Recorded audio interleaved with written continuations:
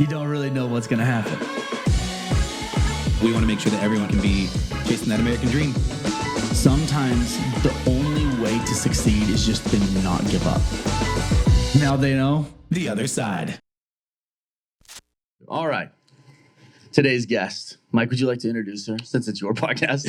Yes, thanks for coming on to my podcast. Really excited to have you here, Mikki. Mikki is one of our clients and now a good friend of ours. Yes. We met for the first time today. We've been working with you for... bro. This is another day. Oh, yeah. Yesterday. Not in my head. But we've been working together for about a little over a year now, Yes. I would say. So Yeah. we met. You're one of the most iconic EXP agents I've heard about, right? Tell me some of your accolades because I'm going to butcher them up if I try and say it myself. So most recently, I'm a 5-time icon agent, which is production status. I'm also sit on the National Advisory Council for EXP Realty. Okay. And then I'm the immediate past chair of the state of Texas Agent Advisory Council as well. Oh, yeah. That's incredible. Well done. Thank And then you got to speak on the General Hall stage at an EXPcon yesterday. Yeah, that was pretty cool. Yeah, that's in front of a lot of people. I know we have a couple clients and a couple friends who are also speaking, but they said they weren't. They said in their text like, "Oh, we're not cool. We're not there yet. Oh. Not there yet." So that was pretty cool to see you on there. Well, Yeah, thank how you. did that feel for you? It was really overwhelming to begin with. It was a great honor to be asked and accepted, but then I immediately thought, "Shit, who am I to be on that stage?" Totally. You know, I mean, this yesterday morning, I thought, man, they called the wrong person. I don't think there must be 2 Mickeys in the company. They called the wrong one. You know, so I had this huge imposter syndrome.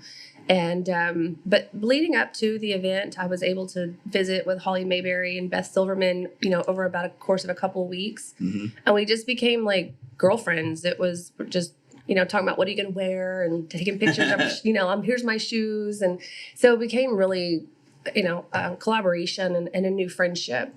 So that made it a whole lot more comfortable being on stage. And Holly's amazing at moderating. She just makes She you did a feel great job. good. She did a great job. I think you were telling me yesterday she was like originally on radio. Yes. Yeah. You could tell. She's got a great presence. Her voice was excellent. Yeah. Did a really good job of just asking questions and getting out of the way for you guys. Right. Yeah, Yeah. she's amazing. But it was an awesome experience. So one day you got licensed, you woke up, and the next thing you know, you're on stage at EXPcon. Right? That's how it happens? I mean, kind of, but no, not really. All right. So tell us the other side of the story. Like, how did this whole thing start? Like, walk us through how you got into business ownership. And then, like, what are some of the key points that you've had over the last, you know, several years? Right. So it wasn't a pretty beginning. It wasn't, you know, a planned path. It wasn't, you know, deliberate even. Back in, I'm going to age myself here, back in 2000. Whoa, Yeah. whoa. A good year. Year I was born. The year I was thanks. born. Thanks, Mike.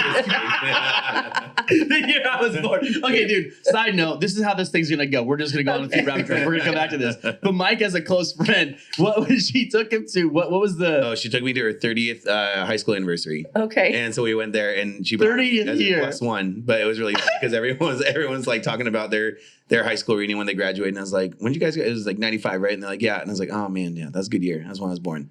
Just messing with people. They're almost like, they're all crying. That was Yeah, the, that was the like, youngest She one brings there. this guy. Yeah.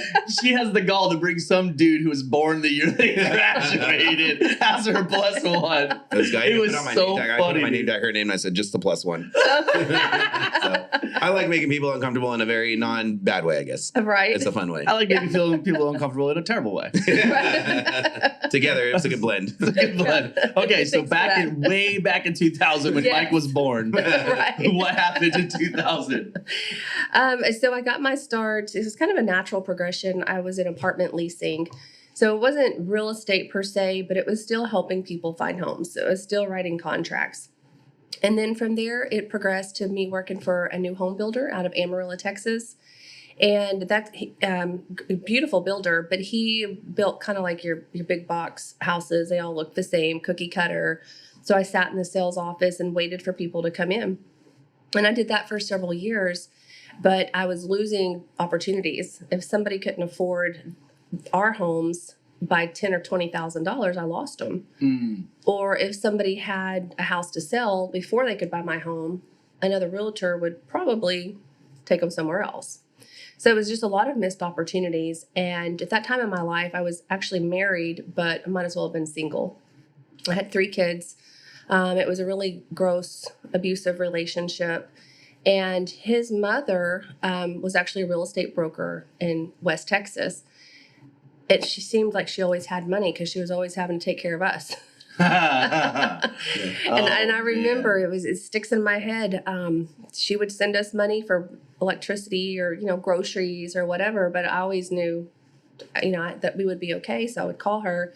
And I can remember one day I called and I said, hey, the kids need school clothes, or I can't remember what it was. And she said, well, what did you do with that money I sent you last week? And I said, I'm a grown-ass woman. Don't ask me what I do with my money. Yeah. Well, what is my money? Right? I was in my early 20s. And she said, let me tell you something. She said, she who has the most money rules, you fool. God damn. And I thought, well, I'm going to go get my own damn money. I don't want to be told what to do anymore. Yeah. So that was the start of it, is trying to figure out, well, how do I have the money that she has? And, quite frankly, she probably wasn't rich, but she was capable of helping our family. Yeah. So that's what put me on the path to getting my license in 2008. And at that point, again, trying to raise 3 small children, I didn't pay attention to the news. I was all I could do to get the chicken nuggets out of the oven before they burned, Yeah. And There's a fine line for that, by the way. Yeah, exactly. Exactly. But got my license. I joined a different brokerage and was excited. Walked into that brokerage and they said, don't you watch the news? I said, no, why? Is there another tornado coming?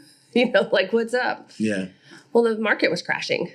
And, I knew I wanted to sell houses and make a lot of money, but I didn't know what was actually happening. They literally tried to talk you out of it. Yeah. Yeah. And that particular brokerage, I just was like, oh, I don't have another option. Like, I have to succeed or I'm literally going to die in this relationship. It was seriously a matter of life and death. I had to get away. Yeah. Today, I can look back and say, why didn't you just walk out the damn door? But I didn't have It's so simple when you're in it, though. Don't you think? Yeah. I mean, your brain is going through every scenario possible. It's not so clear versus looking back 20 years later and like, oh, well, I would have done that differently. Well, no shit. You're 20 years older, wiser, different confidence. You have different experiences. But in the moment. Yeah.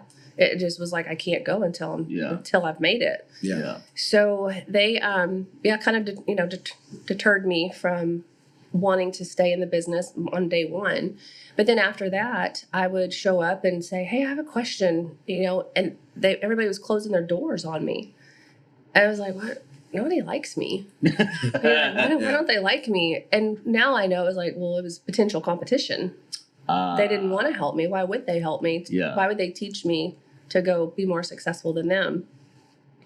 So anyways, that's how it started. My kids were really little. I didn't have daycare at the time. I couldn't afford it. I didn't have family that lived in town. So I drug my kids with me everywhere that I went. And I remember some clients saying, oh, I'm sorry, I didn't know you had your kids today. Would tomorrow be better? I go, no, they'll be with me tomorrow too. Yeah, welcome to the shit show. This is how this thing works. Yeah, exactly. Like, sorry. I got into the business we all get into this business for what? Freedom, flexibility, finances. Yeah. But that's the illusion of it. Yeah, exactly. It's not that at all. Certainly not in the beginning. No. In the beginning, it's the least freedom you've ever had, the least flexibility you've ever had. That's like the ultimate fool's gold of every industry. The sale that most brokerages make to agents, it destroys the agent. Right. They destroy them in the expectations at the very beginning. Oh, you're your own boss. You can do whatever you want, whenever you want. Not telling you, hey, by the way, you're going to have to file an addendum at 10:37 p.m. after you put your kids to bed because it's got to be filed today. Yeah. And they're like, oh. Right. Yeah. I have to do this before midnight. I got it. It's not as there's freedom as it sounds at the beginning, but as you've experienced, it can get there. Yes, absolutely. It just takes time. Yeah. But early in my career, dragging my kids with me, I was embarrassed, because I couldn't afford daycare. I needed that sale. I had commission breath big time in the beginning, but I needed it. It wasn't that I wanted the new car or the new purse. It was I needed groceries. Yeah. But so I would take the kids with me. I finally ended up having little T-shirts made for them that said agents in training. Oh, That's fantastic. make the best of the Turn into situation. like a marketing thing. Yeah. Well, and I would like to say I was so smart that I knew to do that, Just a little bit forward. but that's not what it was. Yeah. It was out of shame. It was out of embarrassment. So I thought, well, if I can mask it with a cute T-shirt, then that'll make me feel better. Did it? Yeah. How did you come up with that idea? I think I just off the cuff, when people would say like, "Oh, they're so cute," I'm like, "They're in training," just trying to. You used humor to mask it. Yeah. I've always so used interesting. humor to make myself feel better, to cover up. How do your kids remember that? My oldest daughter does, I think. Yeah. So she's 26 years old now, and she's also a real estate agent. Oh, so she really was in training. Yes. And then you can go back if you ever got audited and be like, hey, I wasn't lying. Right. Yeah. I told Yeah, you. you're fucking Told you. welcome. Right. Exactly. Yeah. So, that's really where the drive came from. And again, out of shame and embarrassment, on my first closing, I knew that you were supposed to get a closing gift. Oh, man. And it's always been $50, right? The write-off. But $50 was a big deal, especially back in 2008 for me. And I couldn't do it. I was looking at big, beautiful, gifts that I was supposed to show up with. And I would see what other agents were buying. And I thought, I can't. So again, not because I was so smart, but I had an idea. And so I told the buyers, really enjoyed working with you. And if you had chosen another realtor, they probably would have bought you a really nice closing gift. But I'd like to do something different if you're okay with that. And they're like, okay. I said, I'd like to host a housewarming party for you. Let's No way. let's show off your house. Would that be okay? Oh God, you would do that for us? I'm like, yeah, of course I would do that for you. Wow. So having kids, I know how to plan a birthday party, Yeah. right? Like, okay, how do I do this? So they gave me a list of like 40 of their friends and families' names, phone numbers, email addresses, Wow. mailing addresses. Again, I wasn't thinking like bingo.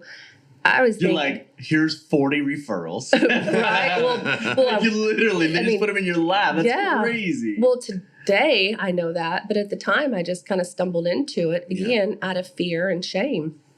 So we planned the housewarming party. I was on a super, super budget. So I went to a dollar store, got the generic soda, got the generic chips, dumped them into bowls so nobody would know they were the cheap stuff, and just was an event coordinator, really. And so when their friends and family would show up, I would open the door, introduce myself, show them the house, had business cards everywhere, of course. Yeah. And then I've when they never were, heard of somebody doing that.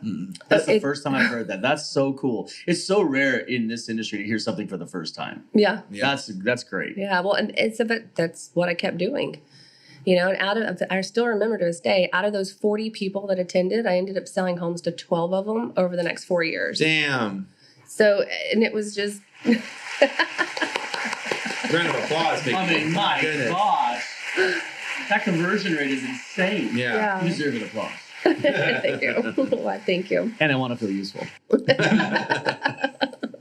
Okay, so you do your first sale, can't even afford a closing gift. So instead, you leverage what resources you do have, which is your time. Your kids were probably there too. Yep, they helped stuff envelopes. Yep. Yes. That's so cool. Yeah. And then you ended up converting 12 out of the 40. Yes. It took 4 years, but we Well, did. yeah, but And then it was repeat, and some of them gave referrals, and I had hosted a lot of housewarming parties. Yeah. Everybody knew that that's what I did, wow. and it worked. So I wasn't rich by any means, again, early on or today for that matter, but that's what started it, and it made it easy at that point. But again, failure was never an option. I needed to get out, and I did. I finally got out in 2009. It took me a year to feel like I had, enough money and enough confidence to leave. All because of that one sentence. Yes. Damn. Wow. Yeah. Your whole life, the trajectory of your whole life changed on that one Yes. conversation, didn't it? Yes. Because I was her slave, I had to do what she said. If she was going to pay the bills, then she was in charge. Yeah. And, You don't get to say what I do with my money. yeah. Like, bitch, I Exactly. just gave it to you. What Right. Exactly. She's like, that is my money. Yeah. are you talking about? Oh my goodness. So, and she has since passed away, but I have a mad respect for her. Yeah. She was a hard mother-in-law. What's her name? Judy. Rest in peace, Judy. Yes. Thank you for changing Mickey's life. Yes. Crazy. Yeah, it really was. So then, then at that point, I got divorced and moved about 4 hours south in Texas. It was my hometown. I thought, oh, this will be easy. I'm from there. I know everybody. I got this. It took me 6 months to have a closing. No 6 way. months, because everybody had a realtor already. How did Yeah. you survive in that 6 months? Because one closing is not enough to make you go 6 months. No. Certainly not with Texas prices. No. I had You probably made a few grand. yeah. I mean, it was not much, but Yeah. I had a boyfriend at the time who's now my husband, but he helped us. He believed in me. And, when I was telling him, if you could just help me for a little bit, I know how to do this. Like, I can make good money, I promise. Just, thank you for helping us. And it took 6 damn months. Mhm. And then I was like, no, I promise I know how to do this. Yeah, dude, I don't know what's happening. Like, how are your emotions during that 6 months? Because just on the little bit that you've been sharing, like, you don't feel like you want to be subject to anybody. So now you've got another person Yeah. helping Yes. you financially. Yes. And you must have been like, oh, shit, here we go again. Yeah, somebody else is in charge. Yeah. How did you navigate that? It was tough. I just kept plugging in. And ironically, sadly, when I had my first closing, I'll never forget it. We went through the whole process, and the other agent's name was Holly. And Holly says towards the end of the transaction, she says, well, darling, you're not near the bitch everybody says you are. I was like, Welcome home. yeah, I was like, Welcome home, everybody. yeah, like, wait, what did you say? Wow. And she said, oh, Judy told us all about you. Damn, because she was a broker back then. Yeah. Yeah, in Odessa. Damn. So, and I was like, wait. Those are these towns, man. Dude, Yeah. yeah. Everyone's separated by a third degree, I swear. Yeah, You and get a so, little chatty. so same thing, I come to Odessa, I'm excited, I'm going to the MLS luncheons, hi, how are you? Can I sit here? And I was like, it's taken. And I thought, no, nobody likes me. I'm going to go eat worms. It was the same thing. And I thought, man, people are rude here. They're mean here. Well, they had all been told that I was this awful person because I had divorced her son. Dude. Yeah, but after that, You've been swimming upstream. This is so layered. I don't know Yeah. I don't know where to go. It's so Yeah. layered. Swimming upstream since the start. Oh my goodness. Yeah, it was tough. And so at that point, I was devastated because I thought I changed and made my own money, and you want to keep me down, so I need you. That was the fire, though, wasn't it? Was that a motivation to you, or did you Yeah. let it get down at the beginning? Well, I was down, but I didn't have any more time to lose. So I chose to kill everybody with kindness. And then I would show up to the MLS luncheons, and instead of asking if this chair was available, I'd say, oh my God, I love your shirt.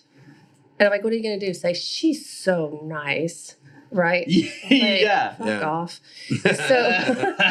So I had to do that for a while. I mean, I would kiss ass not only to my clients but to other agents for what seemed like forever, and I'd go home and cuss and kick and scream and just be like, I hate it here. And then ask Jesus to forgive you. Yeah. Yeah. My bad. Right. My bad, buddy. Right. I mean, it was hurtful. But I finally was able to show other people that, I wasn't what she had told everybody. And, at that point, I started plugging in to the local association, ended up in leadership through there and also across the state of Texas. But again, failure was never an option. My kids needed, it's not that they needed, but I wanted them to have this, store-bought, clothes, not the secondhand stuff. I wanted them to be happy for Christmas. So my drive was always the kids. Yeah. But it was still a challenge trying to, be a good mom and be successful in business. And so I learned, and it wasn't even, again, not that I was smart, I just accidentally fell into a lot of stuff, was like school sports or, club sports.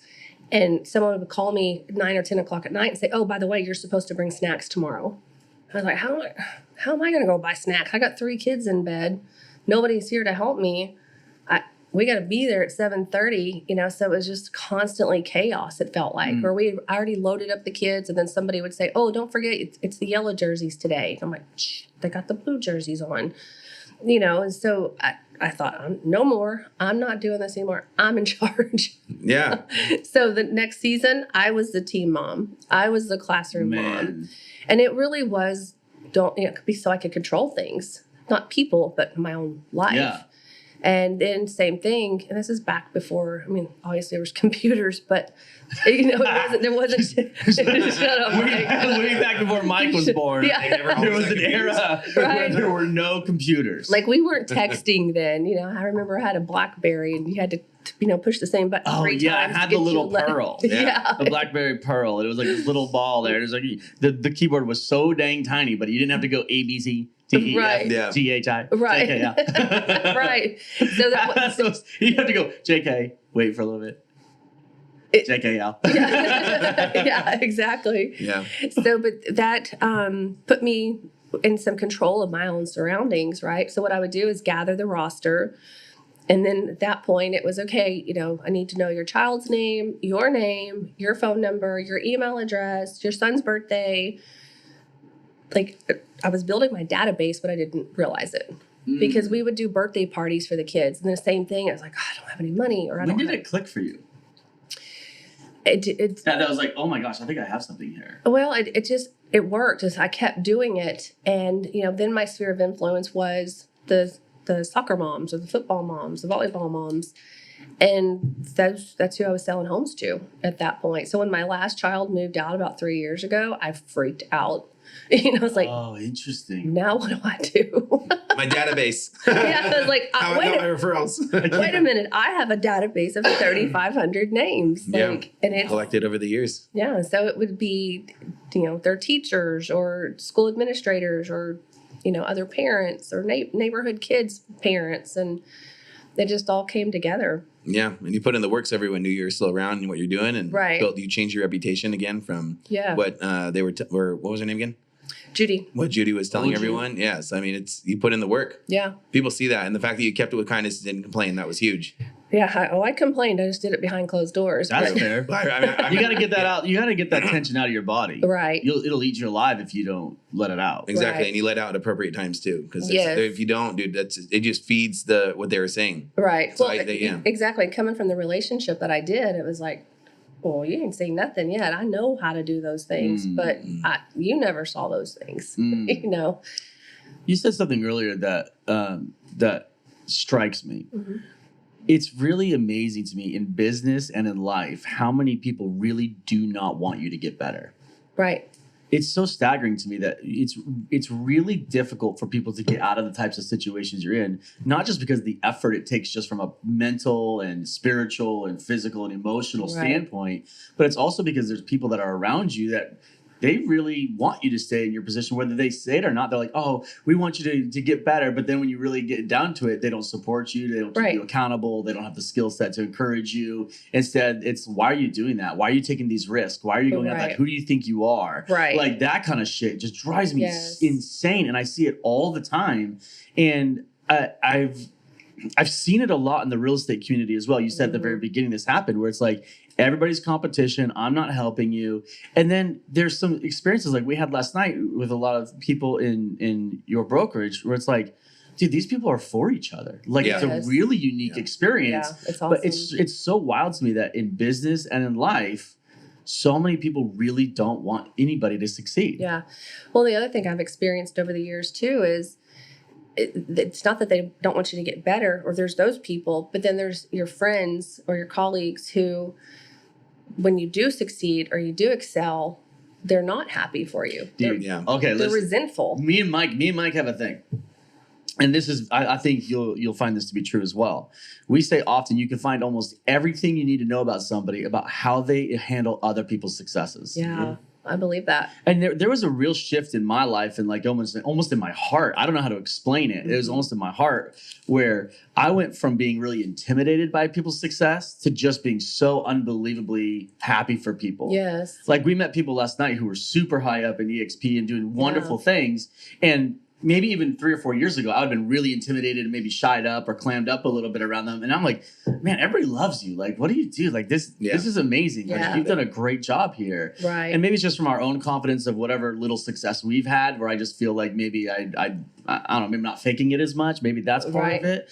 But man, there's something so powerful about being for people. Yes. I'm guessing that's played out a lot in your career and your life as well. It really has. And, through the kids growing up and utilizing my business with the kids, it changed once they grew up and moved out. And I had to really go back and look inside and think, now what's my motivation? Because Yes, it's changing. Yeah, 'Cause it's now like- the kids are grown. yeah, they all own homes. I'm very proud of that. I've got 3 children that all own homes in their early 20s. They don't need mama like they used to. They're going to buy their own It shoes. sucks, but you trained them well. Yeah. So, but I had to really look inside and go, now what's my motivation? Yeah. Because my bills are paid, the kids are taken care of. Why do I need to get out of bed to do this again? And that was an experience about 3 years ago for me. But now what it is the agents that I've convinced to join my brokerage or join my team or come to my trainings.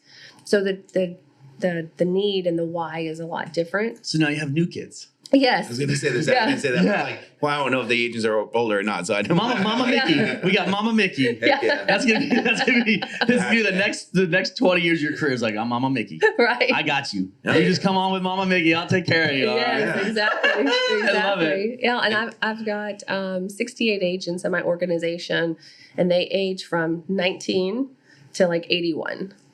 So some of them do call me Mama Mickey. Hey!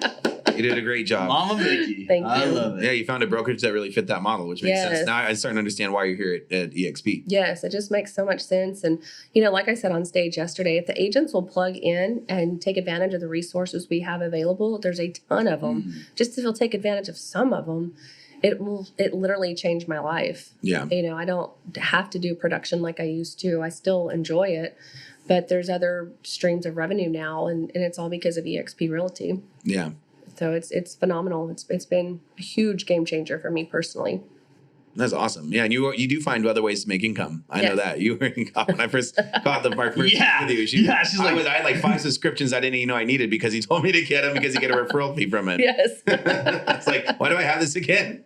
You sold me really well. Right. So that was good. which is really hard to do. Mike's not very easily sold. No, I usually despise it, but you did a great job. But again, I think to Nathan's point, I wanted to help out too as much as we can. Yeah. So, and I appreciated the transparency we've always had in our business relationship. Yeah. Here, this is what I'm looking for. This is what I'd like to do.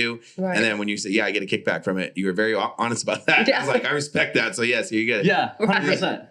Yeah, I liked it too. Yeah. Yeah. I was like, hey, no problem. We're the same. Right. I was like, my people. Yeah, exactly. Yeah, that was the most interesting thing about like you were mentioning is like in businesses learning that just because you're a business owner doesn't mean you're like this high end super successful business owner. Like the one thing Right. for me when I was getting into the industry is like I thought every networking event I went to, everyone's way better than me.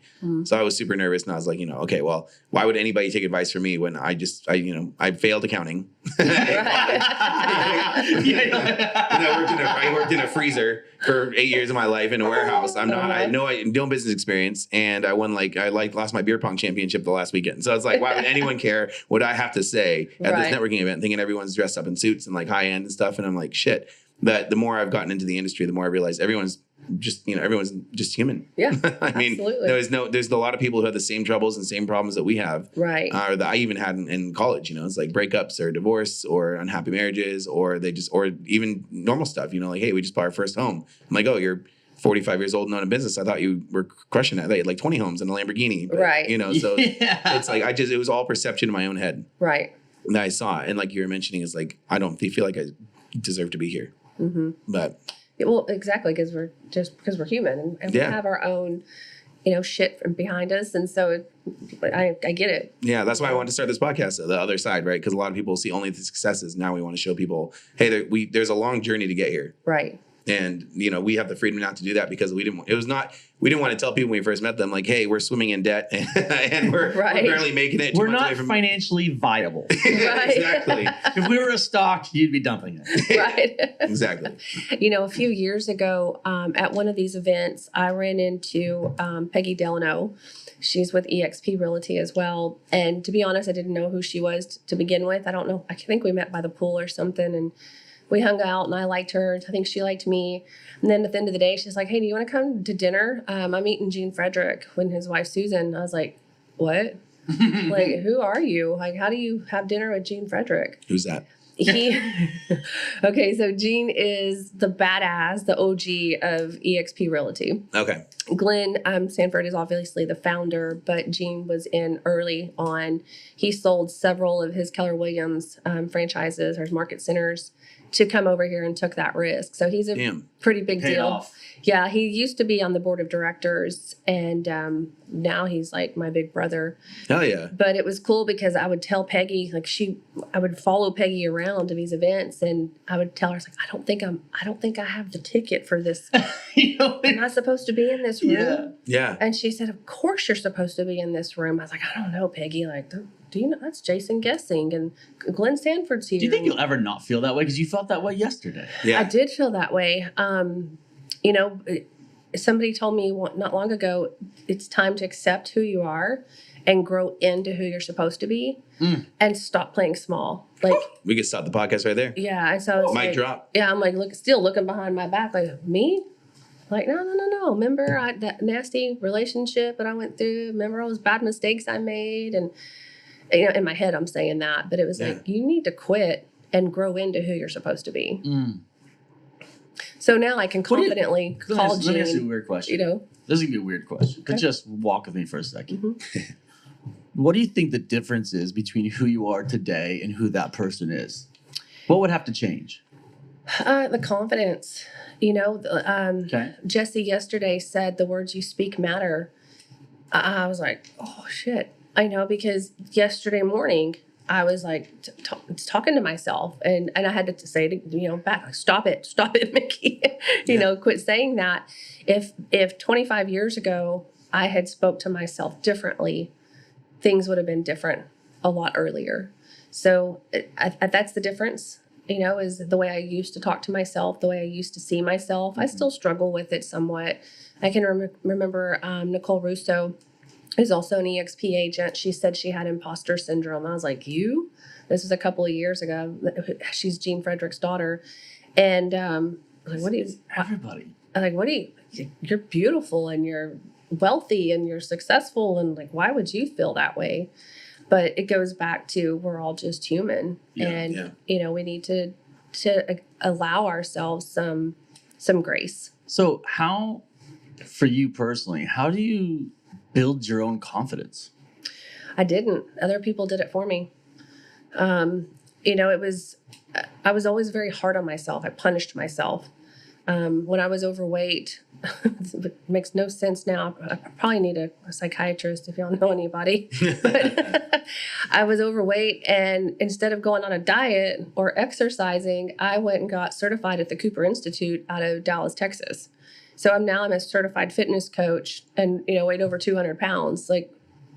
But I was punishing myself, and so I thought, well, who's going to use you if you don't get in shape? So that was my motivation, but I had to hurt my own feelings to make it happen. Yeah, break yourself down. Yeah, it was so messed up. I don't know where all that comes from, but I don't know either. I'm just thinking in my head, you got, you want to walk into this person that you are. The biggest chasm is an issue of confidence between current and who that person is. When you walk into a room and you show up in that fucking room, when you walk in a room, the atmosphere changes in that room. That's the difference.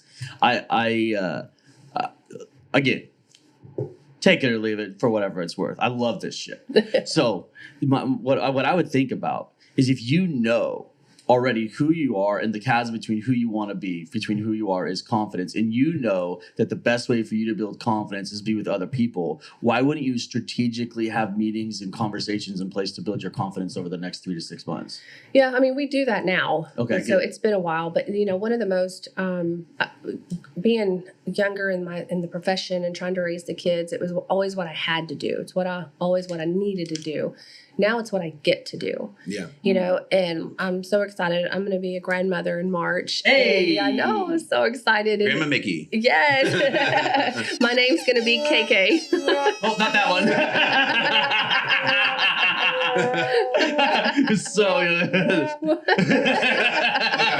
It's stuck. It won't stop. It just keeps going. This is the saddest podcast ever. Right. That's the saddest birth announcement I've ever heard. It was supposed to be. There we Yeah. go. Mickey in the house. Yeah. Let's go. Grandma Mickey. I love But I do it for myself, and I would encourage anybody else that's listening is be who you want to be who you get to be. Raising kids, being a single mom, feeling like I had to do the things, and I think all parents go through that is, we're in the moment and you got to make sure they brush their teeth and you got to make sure they do their homework, right? Yeah, son, you stink. You got to put some, Yeah. you have to do these things, but you're in the moment. So I'm really excited now to be a grandmother because it's almost like a parent do-over. Yeah. And I'm going to get to be in a place where I do finally have freedom and flexibility and the finances and the patience and how do I want to show up for my grandson is so freeing. But it's kind of like the Wizard of Oz, and there's no place like home. And she said to you, well, my dear, you've always had the power, Damn. So don't wait till it hurts. You have the power now, regardless of where you are in your life, regardless of where you are in your business. You have the power to speak the words that matter, that are going to make a difference. Damn. You're crushing it, by the way. That's fantastic. Thank you. Yeah, your words do matter. I mean, they proved it yesterday when you went on stage. Yeah. I mean, Nathan and I were both moved by your speech and Beth's. It was great. It was genuine too, which I really appreciated. It was very genuine. Yeah. It was so refreshingly authentic for a stage presentation. Yeah. Thank you. Yeah. That was very deliberate. We stressed out on scripts and what we were going to say and who would say it next. And Holly was just like, you know what? Just a couple girls having a conversation. We just happen to have Totally. lights on us. But that's where like the best things happen. Yeah. right. It's like, because listen, you're up there because you deserve to be up there, and Yeah. people Yeah. need to know what you know. Like there was certain things like you gave a gold nugget about the sheet, man. The was it a term sheet? I think was it? yeah, the net sheet. The net sheet. Yeah, Yeah. not the term sheet. The net sheet. And I was like, dude. The fact that you position yourself to be like the hero in every situation was absolute Yeah. gold. If Yeah. somebody didn't write that shit down and use it, they are Right. losing. Like that was fantastic. Yeah. Like that doesn't just come from nowhere. Like No. that's really Thank you. great. No matter what you did, I was going to be the hero. Right. Damn. Yeah, no matter what. That was, I'll yeah. always come out on top, I promise. Yeah. Hell yeah. She's like, Don't bet. go one-on-one. Yeah. Bet. I will figure that shit out. Bet. Yeah. God. Yeah, dude. I mean, because once Jeez. because you earn like you got your business muscles like hard, like you work Yeah. diligently, like, and you get to thrive on that for a long time. Right. That pedigree is in you. Hmm. Yeah. I love that. Yeah. For me, it's always been, again, like the motivation is when people say I can't do something, and then I'm like, just watch me do it now. Right. Yeah. So, Yeah. Tell me I can't. yeah. Tell me I can't. Do it one more time. Yeah. The other problem Mike, is. but then Mike looks at me. He's like, "You can't do a push-up." I'm like, "Yeah, you're probably right." Maybe one. Yeah, well, I can do one. The other problem is too, like when somebody says not to do it, I want to do it, but like it also goes in the sense like don't push that red button. I push the red button. Yeah. Yeah. I was gonna say it's like And then we all die. Yeah. Yeah, exactly. So it's not always the greatest thing in the world, but But I mean, that's like some of the, like when I go like on nature hikes or whatever, and I go see waterfalls and there's like barriers. I hate that. It's like you're telling me I can't go explore down there in that waterfall. Right. I know there's obviously times you shouldn't because of It's God's country. yeah, you're not gonna die. You can slip on rocks and stuff. But if it looks safe, and I'm like, dude, hell no, I'm gonna go down there and explore there. So Right. yeah, I don't like having boundaries set on me. Yeah. So I was telling you about working for the production builder back in Amarillo, Mhm. and I realized all those missed opportunities. And so when I went and got my license, I said, "Hey, I really appreciate everything you've done for me, but I'm gonna go try to do this." He said, "You'll never make it." oh shit, look And at him now. And I Look said, at you now. I said, if you're right, I'd like to come back. Just in case, like I need that safety net. And he Okay. goes, "No." He says, "This is your notice, and you can." That leave." was the best thing that could have happened for you, though. You have to, No Mike and I plan B. talk about this a lot. You have to burn the ships. right. You've got to. Once you Yes. cross that body of water, you've got to be. Yeah. You've got to be all in, or it does not work. Right. Yeah, that's why, I say failure wasn't an option. There was a lot to that. I wouldn't have a job to go back to. I wouldn't be able to leave that relationship. It was, but yeah, so same way, Yeah. Wow. don't touch. I'm going to touch it. Yeah. Oh, that's why. Yeah. Got it. Now I get it. Right. Oh, Yeah, but that's cool. Nathan and I do have that saying: "Is to burn the ships." Like we love that expression because it's true. Like you can't half-ass it Right. ever. And I mean, the Yeah. real estate agents we see are like, oh, I'm just going to dip my toe in there and see if it's for me and then leave. It's like, no, you're going to get your ass kicked by all the agents who said, no, we're going all in and we're going to make this happen. Right. Yeah, this is a cutthroat industry. This is not like, this is not one of those industries where it's like, oh, you know, you can just kind of half-ass your way and like fall into it. Like if you're doing medical sales or something, you get a good territory. You fly in, you meet with a couple doctors, you take them out to lunch, you sell some shit, you call it a day. Right. Like you can half-ass it and make $300,000 all day long in those sorts of industries. But as an agent, that there is not happening. No. Yeah. There's tons of agents we see who do that. They want to do half-ass it and they don't make it. Right. And it's like, oh, it wasn't You're for not me. fucking It's account like, managers. Yeah. You know, Yeah. that's not what it is. Like this is a cutthroat industry. And Yes. like in a deal, no matter one of the things that's so frustrating from like just to watch is the amount of effort you can put in and still make no money. Mm-hmm. Yeah. Like it's crazy. I was talking to this agent one time. I was like, if this was years ago, I was like, what if you just worked on a retainer? And they were like, what? And I was like, yeah, why don't they just give you $10,000 up front?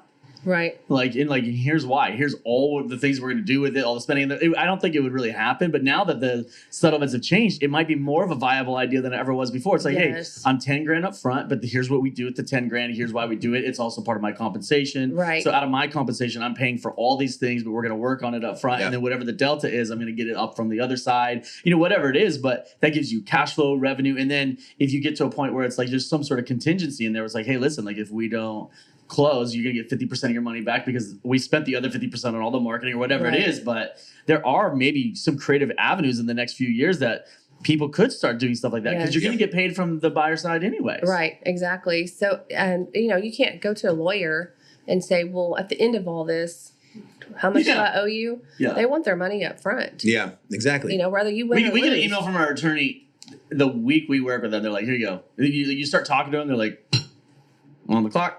Yes. Okay, 6 minutes. Fantastic. Right. $300. Yeah. Right. Right. Yeah. We love so- our attorney. He's It works. great. It works in But every man, industry, but yeah, it doesn't. We are surprised it never worked in real estate because Yes. again, people forget that. Like we have a big saying that when we work with real estate agents and they say like, oh, I'm a real estate agent, but they realize that only the people are telling that to only know 20% of what you do, Right. right? I mean, not even that, maybe 5%. Yeah, dude. I mean, what do you think like the average consumer understands about the actual job of an agent? I don't think they do. You know, when I have new agents, 5%? Maybe they know you show houses. yeah, They know you can like look at comps. Like, Yeah. but like, is it 5%, 10%, 20%? You think? it's absolutely no more than 20. Yeah. So, but I have new agents who I'll say, oh, what made you decide to get your license? Oh, I love looking at houses. Like, Or HGTV. It makes it look so fun. I'm like, you know, do you want coffee or tequila? Because you're Or gonna need both. A little Bailey's in there, we'll call it a day. Right. Yeah. You want to finish that thought? Of what? The 20%? Oh yeah. So we're saying like no, it's gone. Left me. Okay, gotcha. I got you. You know I know what where you're you're saying. I know where you're going with Thank this. you. That's One of the things that we work with real estate agents a lot is the you only have so much time to differentiate yourself from all the other agents people work with. Right. And part of the problem is when people say when somebody asks a real estate agent, what do you do? What do you think most of them say? Sell houses. Yeah. You know, Like I'm a real estate agent. I am in real estate or I sell houses, something like that. Right. But if the average consumer only understands 20% of what you do on a good day, Right. by saying you're a real estate agent, you alienate 80% of your value immediately. Right. No fucking wonder they think you're overpaid. Right. It's crazy. Yep. So part of the things when we're doing coaching with agents, part of it is like, how do we more articulately and compellingly explain your value? Because people are asking what you do, and then we respond with a title. Right. And it doesn't compute because in our heads we think title means like real estate agent means all the things that I know. Right. But to a consumer, they think real estate agent, they think You hold opens this. the doors, Yeah. walks us around, gives us a nice little sheet, and then makes way too much fucking money. Right. Versus I don't know how you would explain your value proposition differently than that, but there's so many other avenues that you could take and just explaining what somebody actually does that would provide tremendous more value up front and immediately distinguish yourself from every other agent they've talked to. Right. How do you explain it? Like at this point, you just say I'm in real estate because you've got it dialed in, or did you ever play with like your value propositions? So I mean, when someone asks what I do, I say I'm a wealth advisor. Yeah, see, there you go. Like that's just so different from the very You know, beginning. Because then they want to know. Yeah. Yeah. It's like, oh, well, how do you do that? Well, Bingo. real estate is the vehicle, but let me show you. Yeah. What I love is Mike and I have worked a lot on these value propositions. You know, we come from the financial industry, so you know, going to a lot of networking events, and Mike and I literally used to have sheets and sheets of paper of how we would describe what we did. Our number one goal would be to get somebody that a statement that would require them. How do you do that? Yep. We were always looking for that response was how do you do that? And then we would tailor that answer to whoever we were speaking with, right? And so that I love that answer because they're like, oh, I'm a wealth advisor. Like, well, what the fuck does that mean? Right. They want to know more. They want to know more. Like real estate. Like, yeah, what are you, life coach or what? Right. Yeah, I love that. Well, and that's what I do, you know, when I'm able to, especially my past clients, is I'll call them and say, you know, you still live in the house. That's great. Have you started thinking yet about moving towards retirement or wealth building? Oh, no, you know, we'll probably work till we're 80. Oh, gosh. God, do you want to? Well, no. Well, you up for coffee? Like, let's talk. Yeah. And so How does that conversation go? Would you be willing to share that? Like somebody, let's just role play for a second, right? So let's just say I'm, you know, 55 years old. I've been a past client of yours. I've got a 10-year horizon till hopefully retirement. You come talk to me. You ask me about retirements, and I say, I'm going to work till I'm 80. We sit down for coffee. What happens at that coffee? Well, I'm showing them that, and I use my own portfolio to make it make sense. Is, you know, I was very nervous on the first house. I got a conventional loan. You know, put the 20% down, did a 30-year amortization. I was scared, but it was my first time, and so I wanted to be super, super safe. And just show them, you know, when I got the renter in there, I still made the minimum payment regardless. And I wanted to do that because I didn't want an extra, you know, $1,200 or $1,800 to debunk my budget. Yeah. So I just wanted to get used to it. So I always pay the minimum payment. And then when the renter makes their monthly rent, I throw that at the principal. Got it. So it is a 30-year amortization, but they're paying the principal down. And then anytime I would have a good month, I would throw another $10,000 or $20,000, you know, at the principal. And we've done all of our homes that way, and every one of them we've paid off in less than 18 months. Wow. On a 30-year amortization, just because it's that. So the requirements as low as possible. Yes. The interest is going to be as low as possible because by doing it in the next, you know, 18 months, the interest is like not like comparatively to something else, like 15 years, something like that. To me, right. And so I've learned over the years. I mean, I didn't just, you know, I wasn't born this way. I had to figure it out. And so when I can show them what I've done, it makes sense. Yeah. And walk the walk, talk the talk. Yeah. And then we go start looking at houses. I'll say, what about this one? I'll say, no, this one was built in 1942. The plumbing is going to be crap. Yeah. You know, there's going to be asbestos. So it's like, I'm not that risky. You're doing something that we try to teach people a lot. Yeah. And what we talk about in a lot of our classes or stuff, we have a whole class we talk about this. We talk about the best agents all make a transition in their careers. And the transition is they go from being a trusted salesperson to being a trusted advisor. Right. And that is that. And it just seems like miles between the two. But they could be a great salesperson. Like, I'm not saying, I'm not demoting that. We love sales. We think it's great. But the best agents all find a way to make a shift somehow where where people are calling them for everything else besides the house too. Like, hey, do you know an attorney? Hey, do you know a person for, you know, XYZ, whatever it is? Like, you become the go-to resource for everything. The stickiness is just crazy versus just, here's a transaction, bye, I'll send you a postcard on your birthday. Right. And, you know, 6 years from now, you'll forget who I even was. Like, forget who I am, not who I was. Yeah. So who I once was. I don't always say things perfectively. Likewise. It's all good. So with my buyers, I still do this, and it's made an impact over the years. Is once they're done, I always, you know, get kind of emotional. I'm like, I just spent the last 45 days with you. Like, what am I going to do without you in my life? You know, and I kind of make it an emotional connection, but and that's authentic. It's not fake. But I provide them with a home maintenance checklist, and then I put it on my calendar, like, okay, call Mike, remind him to change his air filter. I do need that. Yeah. 100%. Dude, I need help.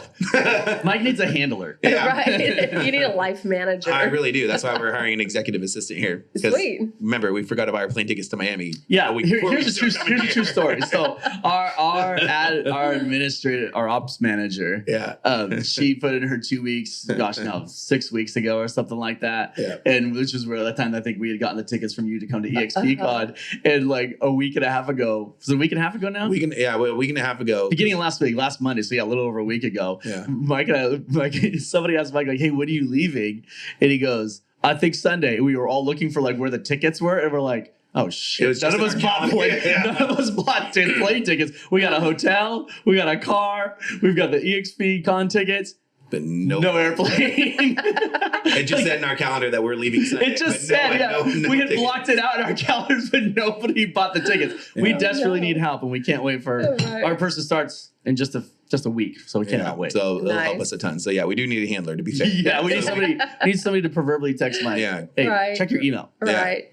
But I think that's how I've built the trust over the years. I grew up with my clients 20 years ago or 24 years ago. I was in my 20s, and I was selling homes to other 20-year-olds or 20-somethings, and then we grew up together. We got married and had babies and became empty nesters and lost parents. And, so I still stay in touch with, not all of them, obviously, but a lot of them. Yeah, but you build a book of business. Yes. Yeah, and like Nathan was saying, a lot of agents just go to get the transaction, commission breath, get the money, then leave. Right. And they're not realizing they're going to be doing this forever. Right. Because I think somebody said it yesterday at EXPcon. They're like, you're going to be selling homes forever unless you build a book of business. Yes. And it was one of the guys who did the the quadrants or whatever. He's like, a lot of these people go to self-employed, but they don't know how to make that transition to business owner. Right. For sure. Yeah, and that's in the business owner realm is like the reason why Nathan and I have done so well in the bookkeeping and tax space, because we're the business owners. We're not doing the books. Right. So I think that's worked out well for us, but I think a lot of agents don't know how to make that transition. Right. And we see that